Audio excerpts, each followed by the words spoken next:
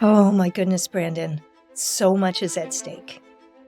I- It's hard to underestimate how potentially catastrophic some of the problems that we face are and how eminently solvable they are at the same time.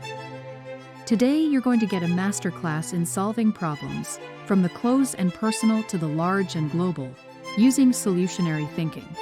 Plus, you'll learn how you can teach this to your students so they can start solving problems even within their own communities.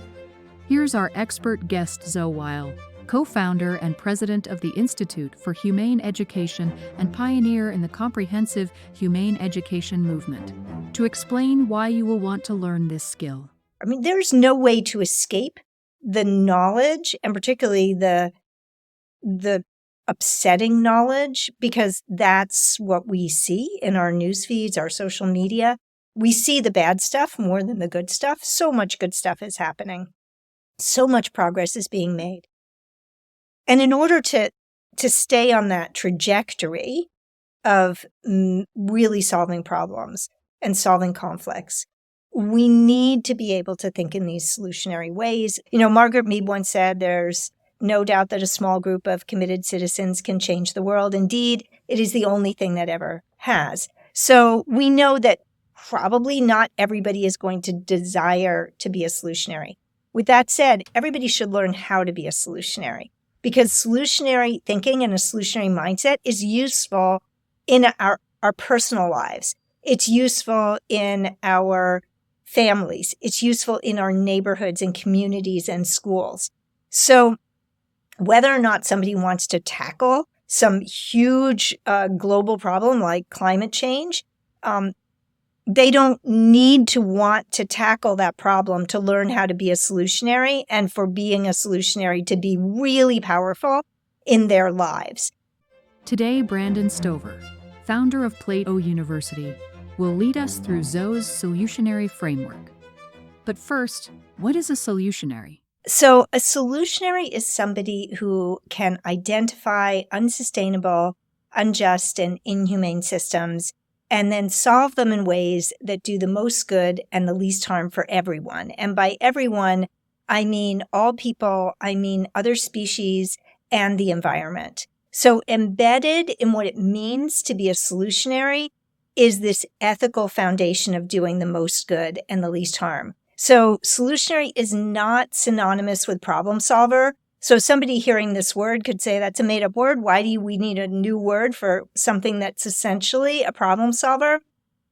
But engineers can solve the problem of damming a river or the problem of blowing up a mountaintop for coal removal, but they're not solutionaries because they're not employing that ethical foundation of doing the most good and the least harm for everyone. And could you elaborate on the MOGO principle, specifically the 3 I's that you bring up in the book? Sure. So MOGO is short for most good, which is short for doing the most good and the least harm. And it is the ethical foundation for our work in humane education, which explores the interconnections of human rights and environmental sustainability and animal protection. And it's also the ethical foundation for being a solutionary who wants to solve problems in ways that are good for everyone.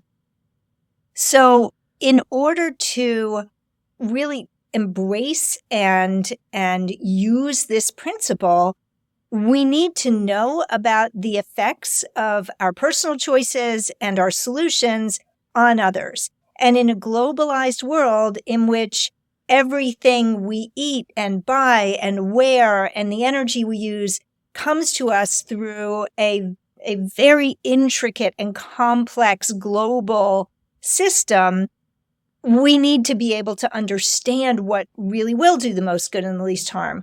And so the 3 I's that you're talking about are a way to go about finding out what really is MOGO. And those 3 I's are inquiry and introspection and integrity. So what do I mean by that?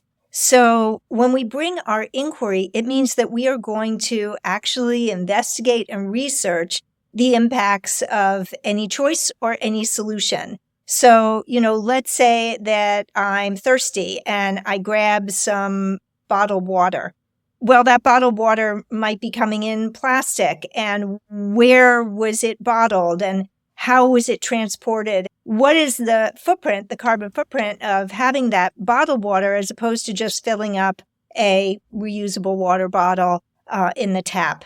So those are the kind of questions we would ask. Now, some of them are simple. We pretty much all know that if we're getting bottled water, it's going to have a much bigger impact on others, negative impact on others, than if we just filled up with tap water. But so many of the things that we buy, we have no sense of. And so many solutions that we might seek may have unintended negative consequences if we're not really doing the research. We're not really bringing our inquiry. So once we bought our inquiry and we gained some information about the impacts of our solutions and our choices, then we get to introspect on what we've learned. And that's really the process of enabling us to live with integrity. So when you have information, let's say that information is, hey, bottled water really has a lot of negative impacts. Where do my ethics, my personal ethics, stand with that? If I want to address this in, let's say, our school system, where we may be serving bottled water, we may have vending machines that serve bottled water, and we've replaced juice with bottled water because we know that juice has other negative consequences. We're still not thinking through the entire impacts. So then we get to introspect. Do we need vending machines? Could we have another alternative? Could we flavor our water with tea bags instead of with, a bottle that is pre-flavored with something?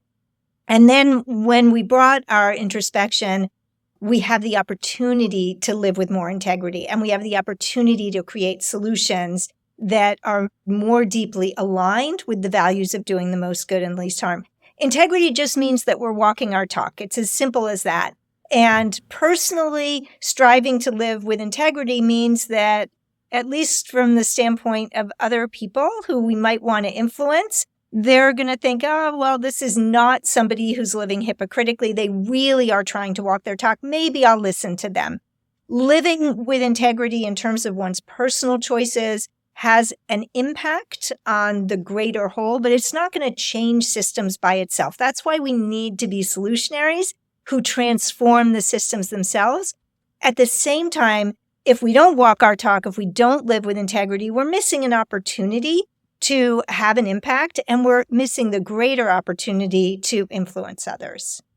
Absolutely. I also think it gives an opportunity for empathy of the people that you may be dealing with to help solve these solutions, because when you're trying to walk your own talk and live within your own solution, you realize how difficult it is because of how many systems we have in our lives that we're a part of and how interconnected they are.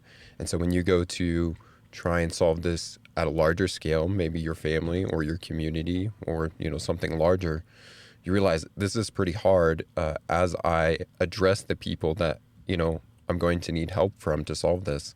I'm going to have a little more empathy, a little more understanding when it's difficult for them to do. Exactly. Yeah, you really have, you come face to face with your own challenges to do this, and the times when you allow your desires to eclipse your values. And all of that can build the humility we need to not walk around thinking in a self-righteous way that we have all the answers. Absolutely. Well, as you were walking through this, some of this started to showcase solutionary thinking, and there's 4 different types of thinking underneath that. Could you explain and expand on solutionary thinking? Sure. And there's actually many kinds of thinking that go into solutionary thinking, but there are 4 main forms of thinking, and they are critical thinking, systems thinking, strategic thinking, and creative thinking. Now, these forms of thinking are not sequential, right? We can think creatively and strategically and then systemically. So when we are employing these thinking skills as solutionaries, we do start with critical thinking. Critical thinking sort of forms the foundation for solutionary thinking, because if we don't know what's accurate, if we can't distinguish fact from opinion, if we are being influenced by false information or propaganda or conspiracy theories that aren't legitimate, if that's happening, then that's going to impact our ability to solve problems, because we're not starting out with fundamentally correct, accurate information. So we train ourselves to be critical thinkers so that we are able to have that foundation of accuracy, so that then we're going to be able to think in systems. So systems thinking is really recognizing the interconnected systems that impact any problem. Very rarely is a problem in isolation from many systems that impact it. And so when we have good critical thinking skills as a foundation and we have the information that we need, then we can begin to think of the interconnected causes and the leverage points for creating change, which brings us to strategic thinking. So if we want to solve problems, then we are going to have to be strategic. We're going to have to find good leverage points. Leverage points are places where a small force can have a big impact, just like a lever lifting something. And so we learn to be strategic so that we're choosing those leverage points that are going to have the biggest impact. Now, creative thinking then comes into play as we think about, okay, what kind of solutions could I innovate at this particular leverage point? Now, creative thinking has probably been helping us all along in critical thinking, systems thinking, strategic thinking. But if we harness it, when we get to the point where we want to come up with a solution or multiple solutions to our problem, it can be really effective at that point in the thinking process. Yeah. I want to go back to critical thinking for a moment. And there's a cognitive scientist named John Vervaeke. He has a term called combinatorial explosion, which basically refers to our brain's inability to comprehend all the possible variations to a problem, all the elements that are a part of it, because we are designed to filter and be efficient with our thinking, often creating heuristics and whatnot. How are we able to take the time and capacity to think for ourselves through all problems, that we come associated with in life? It's really hard. And I do not think of myself as some, expert in critical thinking. I learned a lot of my critical thinking skills from my husband, who's a scientist. And science trains people to be critical thinkers. It's such a good process for becoming a critical thinker. And so it used to drive me crazy when I would sort of jump to a conclusion about something. And he, or say like, isn't this awful, this thing I'm describing? And he'd say, well, I'd have to read the original study. I mean, like, what do you mean you have to read the original study? I just described it to you. It's obviously awful. And he would say, well, I have to read the original study. So most of us don't read the original studies. And even if we did, we're not doing the original research, whatever that is, right? Right. So pretty much everything outside of my very narrow sphere of influence, right? My home life, I have no idea about, right? Like if there's a war happening, or if there's a famine happening, or if I learn that, X number of hectares of rainforest are being destroyed every day in Brazil, I'm counting on information that I have read or seen for that knowledge, right? I don't know. All I know is what I'm told. So how can we identify what are legitimate sources of information? And that's really hard, because we're going to just naturally believe those sources of information that reinforce our views. So I rely on multiple sources of information when I am doing research, but I try to find those that are in some sense reviewed by others. They are either known to be legitimate because of fact checking, or I can go to a site like Snopes, which will fact check, Now, why do I believe Snopes? I believe Snopes because over time they have been shown to be legitimate.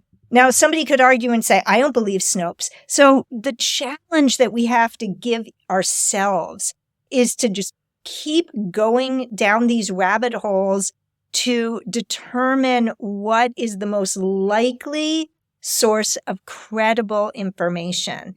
And we have to teach students to do this as well, because those rabbit holes are going to take us in all sorts of directions that will reinforce our existing belief systems. So those belief systems are reinforced by the media we consume. They're reinforced by our family and friends, the people we trust. And now, with AI, are we really going to be able to trust sources? It's a really open question. The reality is that we could develop AI that becomes so trustworthy we could rely on that AI. But right now we don't have that. And it's tough. And so the best we can do is just continually push ourselves to bring our fact-checking skills and do enough research and rely on the most credible sources that are out there. Yeah.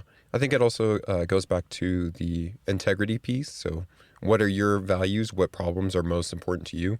Maybe you do deeper research for yourself on those problems, and then other problems in life, you go to those trusted sources that you can find to kind of help manage the amount of critical thinking that you're having to do on your own.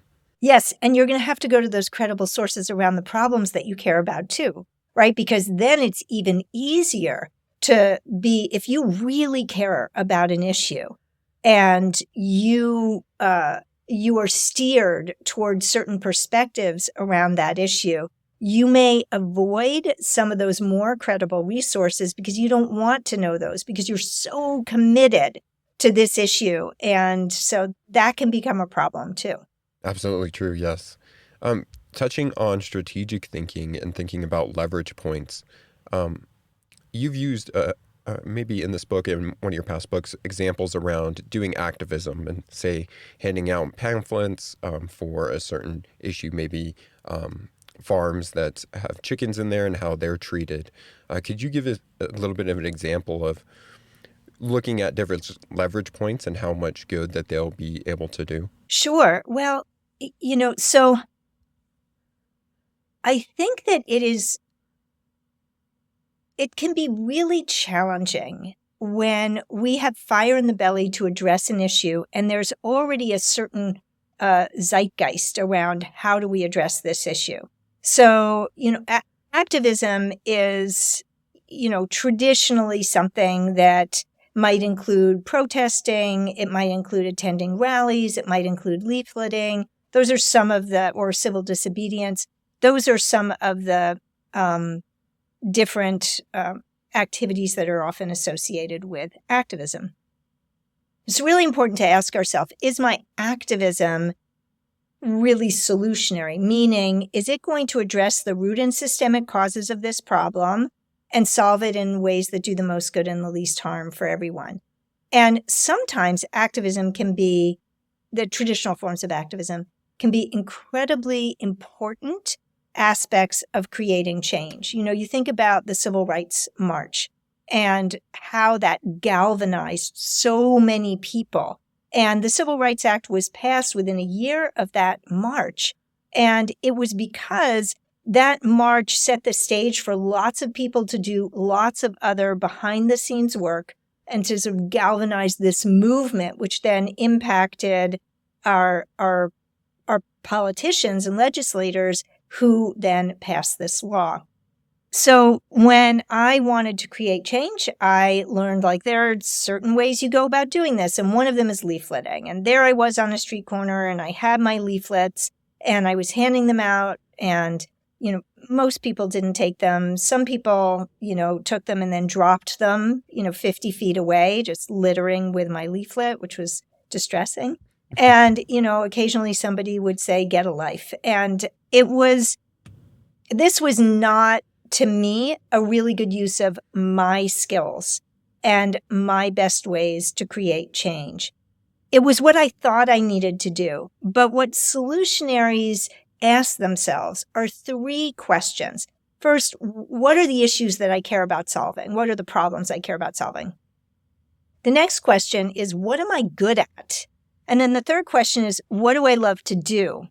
So if you can find the place where the answers to those 3 questions meet, chances are your change making is going to be more effective and positive because you're doing something you're good at, something you enjoy in service of solving a problem. I realized that for me, leafleting was not something I enjoyed. It wasn't something I was terrible at, but I was not going to last as a leafleter if that was my primary way to create change. And then I asked myself, what am I good at and what do I like doing? And that was education and writing. And so I harnessed those skills toward what I cared about and became a humane educator, teaching about these issues of how we create a more just and sustainable and humane future for all beings on the planet. And that was my solutionary approach. And everybody can ask themselves that. And at the same time, if they get caught up in sort of following a traditional form of solution, but they haven't really assessed how solutionary it is, meaning, does it really address the root and systemic causes of this problem and do so in a way that does the most good and the least harm? We should all be asking ourselves that, whatever we do. And one of the things that I see on social media, people often use social media as their kind of activism. It's where they share their ideas and beliefs. And we all know that so much of it has become just full of vitriol and mean-spiritedness, and it's really not advancing solutions. It's creating division, it's creating polarization, or it's encouraging polarization. It's not actually looking like, where can we address these root problems together? How can we solve this problem? Instead, it often turns into people just spewing hate and anger and rage and sorrow. And it's worth asking ourselves, is that solutionary? If we care that much, we should care enough to try and make sure that what we are trying to achieve really does advance our goals. Yes, I think that's a very critical question to ask. I see, especially on social media, people posting things, and I just question, is that actually the most effective way to be solving the issue? And then you brought up another important point. Are you the most skillful person to be implementing that solution? And do you care about it long enough to see it all the way through?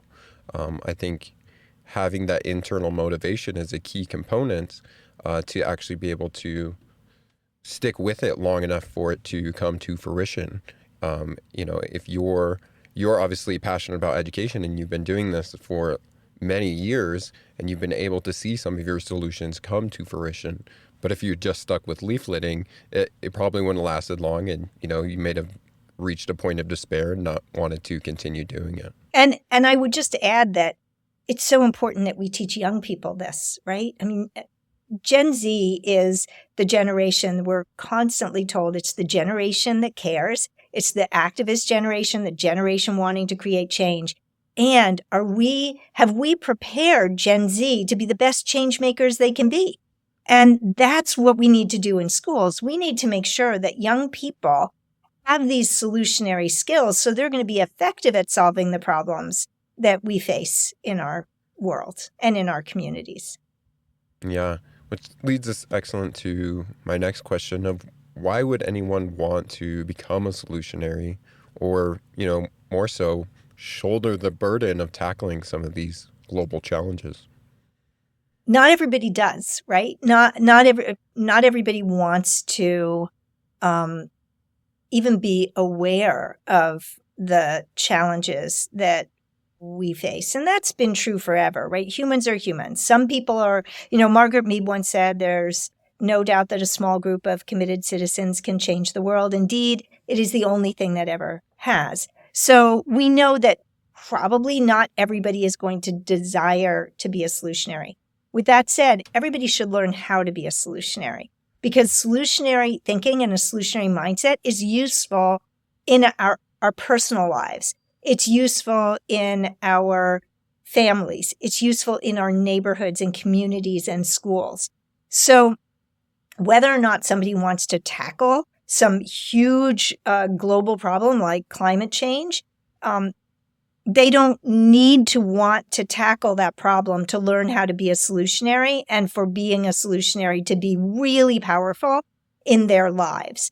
Well, let's go ahead and talk about how people can become a solutionary. And in your book, you lay out the solutionary process with the steps of identify, investigate, innovate, and implement.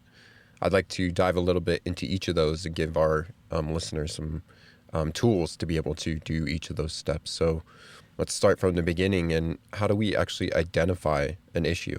Great. The great question. So yes, just to repeat, there are 4 phases in the solutionary process, and each phase has other additional steps. So the first phase is to identify the problem that we want to solve.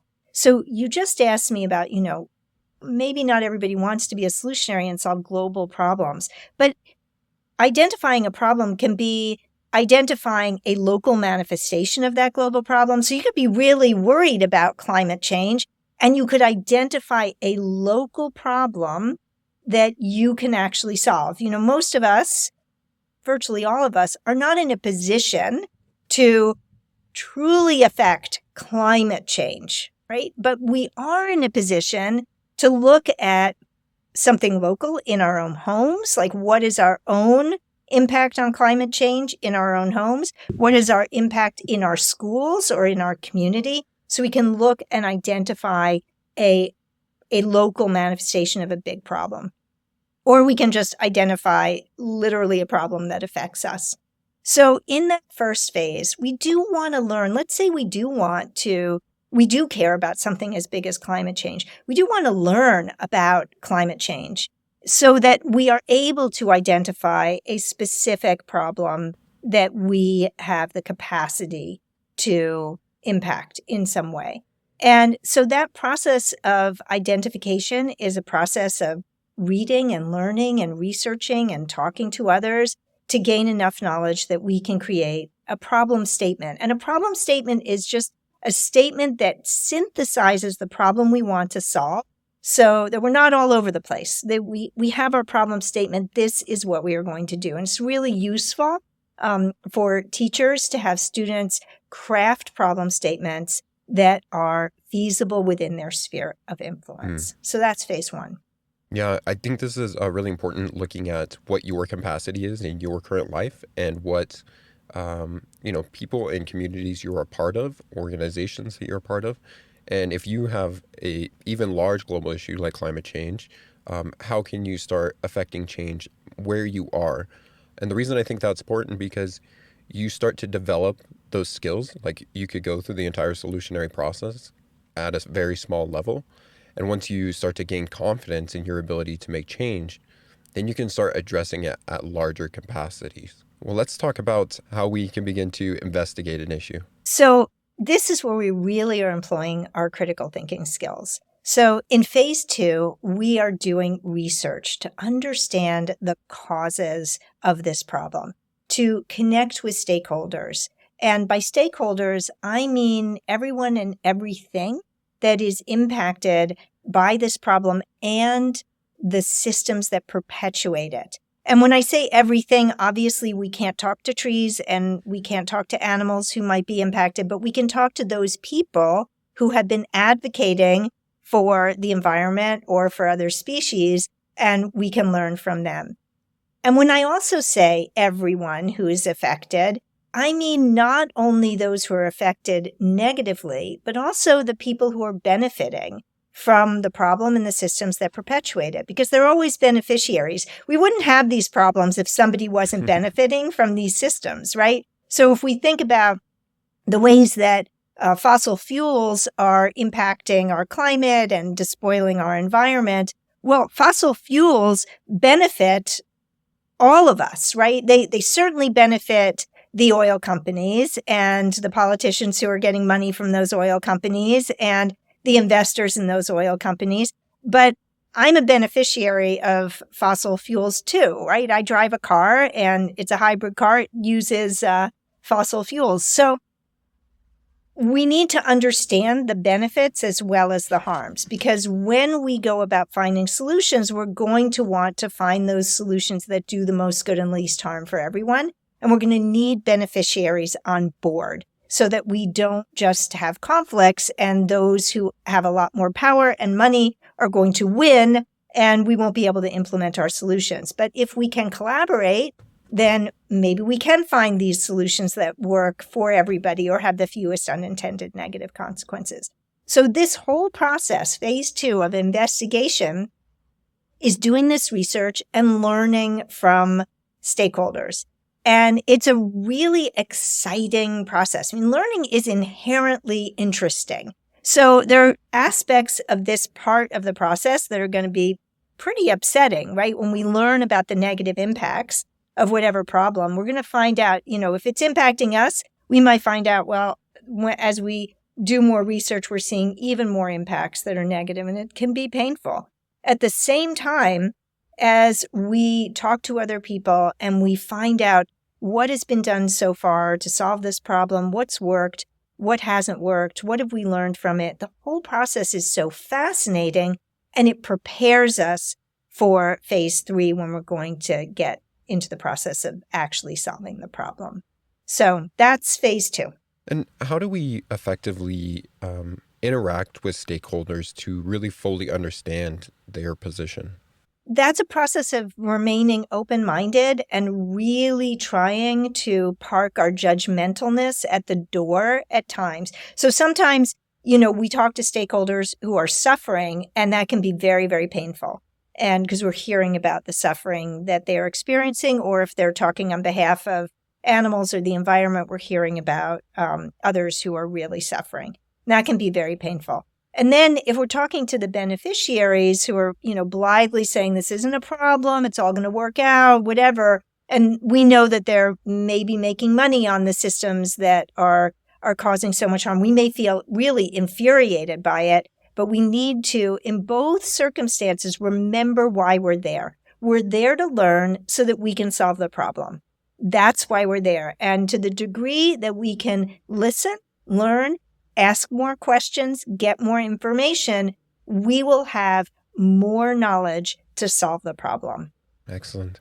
Let's move to phase 3 of innovation. How do we innovate and develop a solution to our problem? So this is where finding those leverage points, really understanding the systems. So in phase 2, we are going to begin to understand all of these interconnected systems, our economic systems, our political systems, our production systems, our food systems. We're going to see how they're all interconnected. And then we're going to start, and we will have talked to stakeholders who've been striving to find solutions. So we'll hear about things that have been tried, things that have succeeded, things that have failed.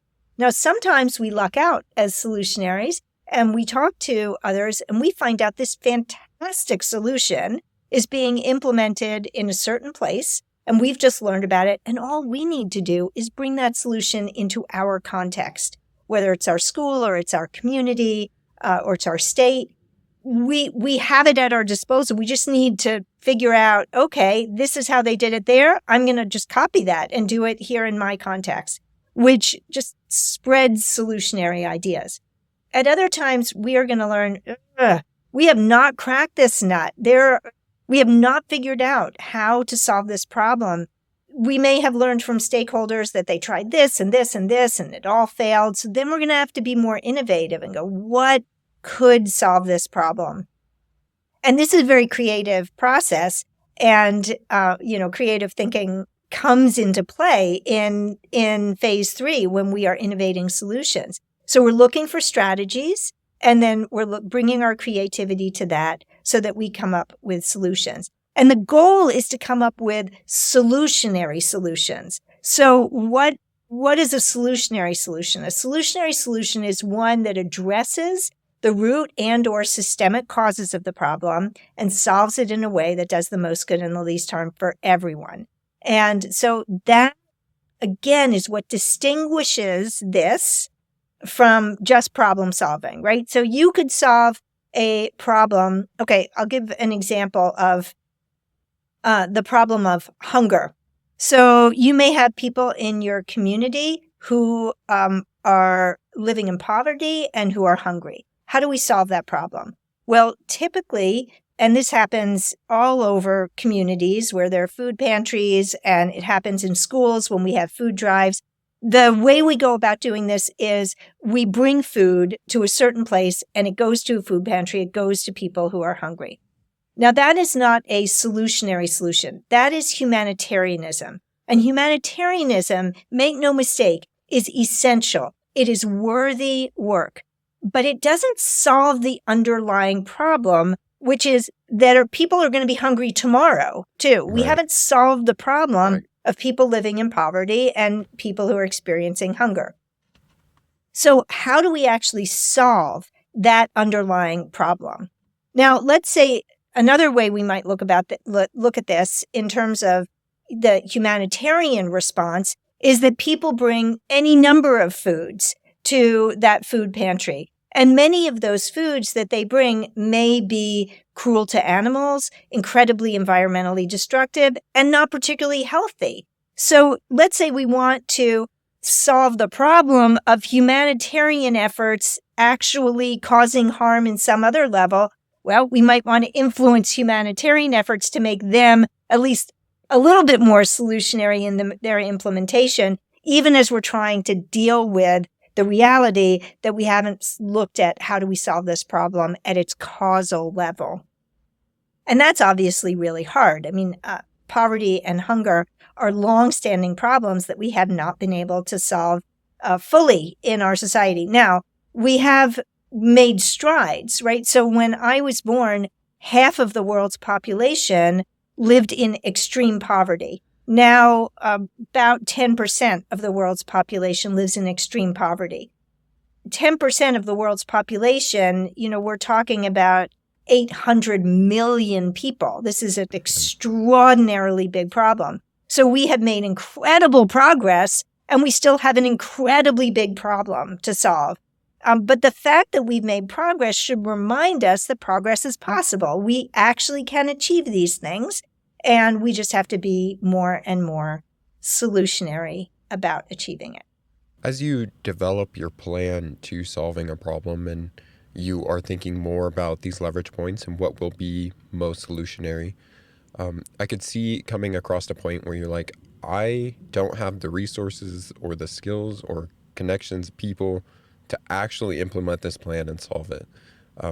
What's the best way forward when that occurs? I would say a couple things about that. First, if we have started with a problem statement that was actually feasible for us to solve, that's where I would say we should start to begin with. And so when we're doing this kind of solutionary work with students, I mean, we could be working with third graders, and we are not going to ask third graders to solve the problem of hunger in their community. But third graders could begin to work on the problem of what's being served in their school cafeteria. Because what's being served in their school cafeteria could be contributing to a host of problems. It could be contributing to ill health among students. It could be contributing to environmental problems because of the kind of foods that are being served, or animal cruelty, again, because of the kind of foods being served. So there is no reason that third graders, fifth graders, seventh graders couldn't be looking at their own school cafeteria, and as opposed to looking at a problem that is really outside their sphere of influence. So if somebody does pick a problem that is really too big for them to implement a solution, but they come up with a brilliant solution, well, they can write a letter to the editor, they can post about it, they could do a podcast about it, they can share that solution with others who may have the capacity to implement it.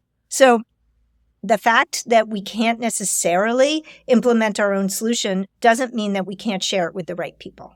Excellent. Yeah. Well, how do we implement our solution? Moving to phase 4.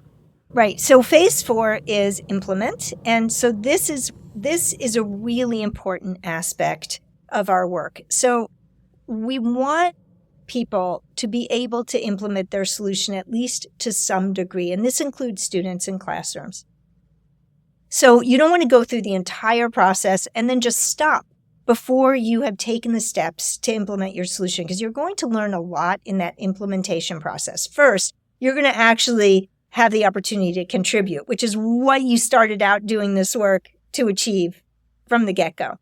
Second, you're going to be able to evaluate your solution. Is this really working? If it's not, we need to iterate, we need to shift, we need to improve upon our ideas. And that process of learning from the implementation is really, really important. And it's going to be important as we share this with others. So we want to make sure that if we're doing this in classrooms with students, that we save time and space for implementation. And if we're doing it on our own, that we don't stop before we have tried to implement. Let's talk about, at the Institute, you guys have a lot of resources to be able to teach this process to students and implement it in the classroom. But could you give us some brief examples of how you can teach this to students? Yeah. So the whole solutionary framework, what I've described, these 4 phases, if people go to our website, humaneeducation.org, they will find the solutionary framework there. We have a solutionary guidebook. We also have a solutionary micro-credential program, mostly for educators, for classroom teachers, and it trains people to use this solutionary framework in their own context. So go to our website and you'll find all of these resources. We also have unit plans, we have lesson plans. They're free. You can download them and you can use them in your context. What's at stake for the world in solving some of these issues if we don't address how we're educating our children and teaching them these sorts of skills? Oh my goodness, Brandon. So much is at stake. It's hard to underestimate how potentially catastrophic some of the problems that we face are and how eminently solvable they are at the same time. You know, I don't like thinking in either ors. And yet in this context, it seems to me we have a tremendous opportunity, particularly with how we educate young people, to learn how to cultivate critical system, strategic, and creative thinking in service to solving problems.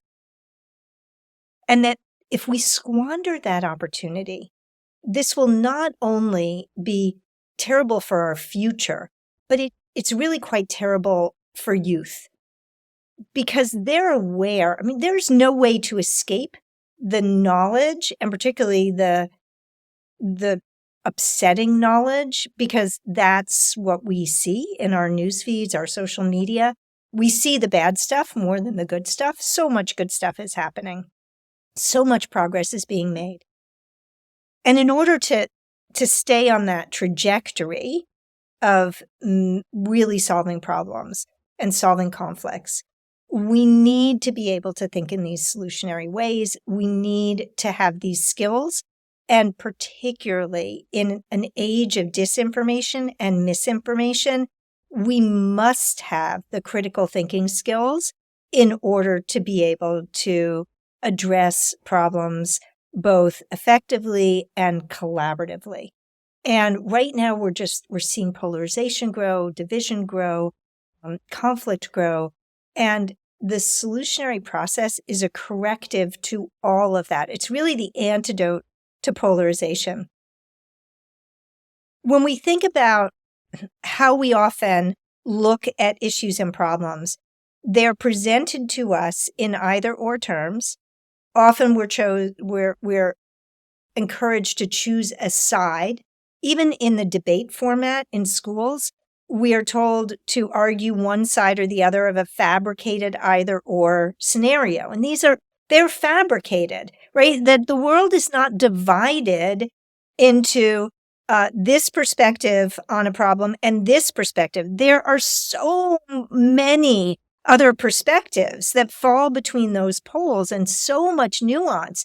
And instead of looking at that what we're told is, this is the one side and this is the other. We're going to argue. We're going to, have an audience that's going to vote on who won the argument.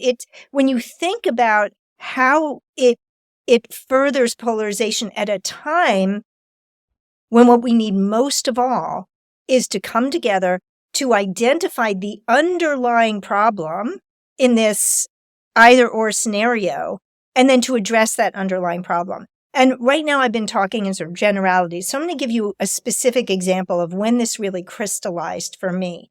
So it was in 2009. I was in my car. I was listening to the radio, and an ad came on for a debate that was going to be held at New York University on the topic of whether or not the United States was responsible for Mexico's drug wars.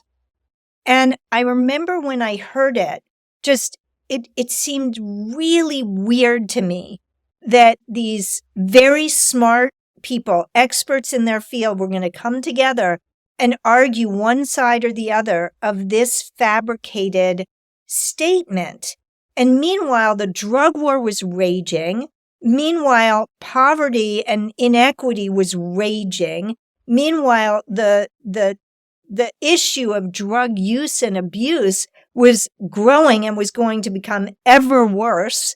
And we weren't looking at those problems. We weren't coming together. What about those experts coming together to talk about any one of those underlying problems? How could we solve the underlying problems? And I guarantee you, even on the most divisive topics, like let's say abortion, pro-life advocates and pro-choice advocates can all agree that it would be great if as few girls and women faced unwanted pregnancies as possible. That is something we can all agree on. How can we reduce unwanted pregnancies? That does not have to be, so that's something that kids can actually talk about in high school. How can we actually achieve this goal? Instead of arguing whether you're pro-choice or pro-life. Now, I have really strong feelings about that particular issue. I have been pro-choice since I was a kid, and I first learned about this issue, and I was born before Roe v. Wade. So I'm not saying that I don't have strong feelings about that issue, but I am saying that we talk about these things and we avoid them in schools because we say they're way too controversial. But in fact, reducing unwanted pregnancies should not be controversial. We can all agree on that. How could we do that? So there are very few problems that we can't find some point of agreement where we can collaborate across divides to solve them. And in doing so, we reduce polarization and we actually build a more sustainable and just and healthy world for everyone. Excellent. Well, is there a final call to action you'd like to leave our listeners with today? So I hope that everybody who's listening or watching will get my book, The Solutionary Way, which comes out June 25th. And I really feel like this book is the culmination of everything that I have worked for and learned in my many decades of being a humane educator. And so it's everything we've talked about here. The book will give people a path toward implementing. And I also hope people will come to our website, humaneeducation.org, and find whatever they need to advance their work as educators and solutionaries who want to build a more just, peaceful, and sustainable future for all life. And thank you, Zoe, for coming on the podcast today. It's always a pleasure to speak with you. And I am very excited to help people get some of these solutionary skills, hopefully be able to solve problems in their own life, but also begin to build that capacity and start solving some larger issues that they come in contact with. Well, thank you, Brandon, so much. It's always a pleasure to talk to you. Thank you so much for your time and attention.